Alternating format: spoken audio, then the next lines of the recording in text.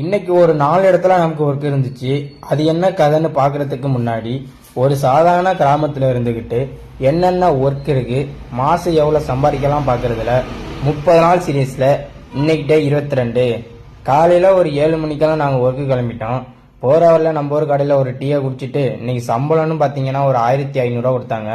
ஒர்க்குனா first போனோன்னு நாங்கள் வரப்பேட்டை தான் ஆரம்பித்தோம். வரப்பேட்டினதுக்கு அப்புறம் தென்னை மரத்துக்கு பாத்தி அணைக்கணும்னு சொன்னாங்க. பாத்தி அணைச்சிட்டு அப்புறம் அதுக்கு தென்னை மரத்துக்கு மண் அணைச்சோம். மண் அணைச்சிட்டு நான் ஒரு மல்புள்ள போட்டு நான் சாப்பாடு வாங்க தான் போயிருந்தேன். சாப்பாடுன்னு பார்த்தீங்கன்னா இன்னைக்கு குஸ்கா தான் சாப்பிட்டோம். அதுக்கப்புறம் பார்த்தீங்கன்னா திரும்பி வரப்பட்ட ஆரம்பிச்சிட்டோம்.